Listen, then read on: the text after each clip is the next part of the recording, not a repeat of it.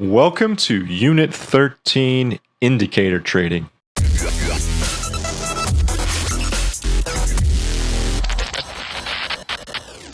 Okay, this is a big one, guys. This is a pet peeve of mine. It's something that happens.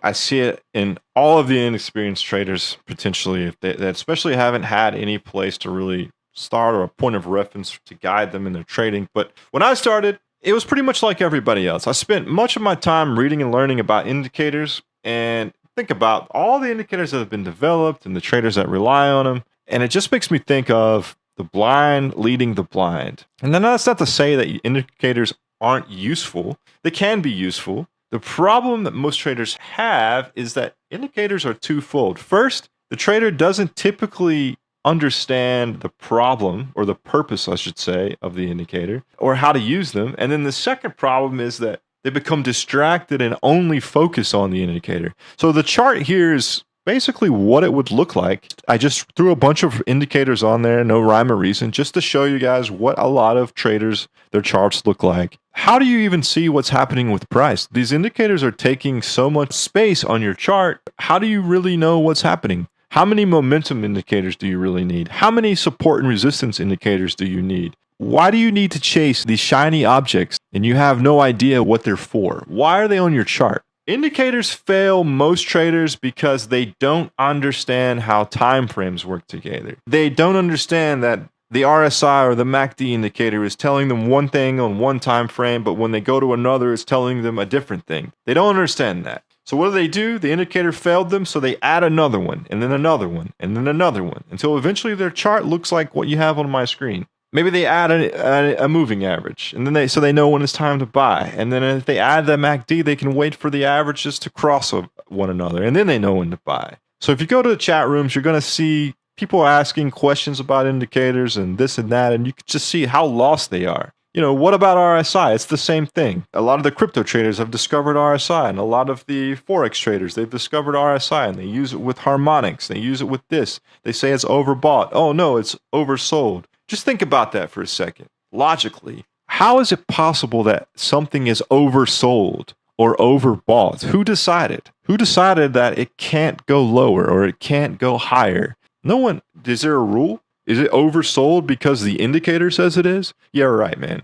Like go tell the market that Bitcoin is oversold, so therefore, because RSI says it is, so therefore it needs to go higher. You see what I'm saying? It doesn't make any logical sense. Indicator traders have one thing in common, and what that is they want the indicator to do the trading for them. They want that indicator to tell them what to do without having to think or analyze the chart themselves. So when I'm trading, I'm looking at a lot of different things. I'm looking at different time frames, looking at different trends. I'm understanding different levels. I'm trying to understand the momentum involved as we approach those levels. Is it enough to offset the trend? Is this level significant? Etc., etc. I'm analyzing the chart and I'm making informed decisions based on technical analysis. If you're going to use indicators, why wouldn't you understand how they work on multiple time frames? Why wouldn't you analyze the chart? Does it mean the indicator doesn't work? Not necessarily. Of course they work. They're designed to tell you something. Do you actually know what it is they're designed to tell you? Indicators are lagging.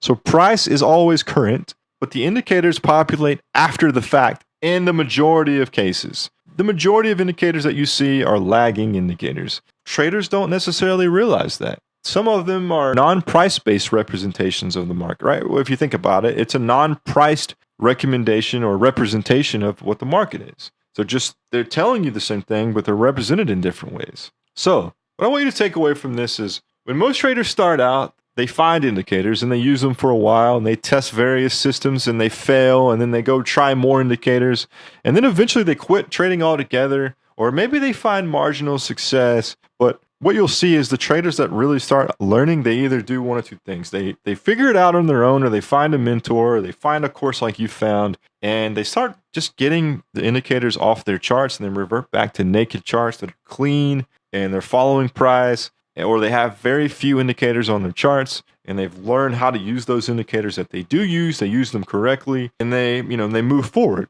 So that is the goal here, guys. If you're going to use an indicator, learn what it does and stop developing a dependency on it and learn what price is telling you. Okay, that's what I want you to take away from this. Stop relying on your indicators. If your chart looks something like this, how are you able to properly identify what's going on and where to place your trades and where to get out of trades and understanding trend, et cetera, et cetera? These are things I want you to consider and I want you to reflect on and start trying to approach the market from a point of nakedness so that you're not developing bad habits.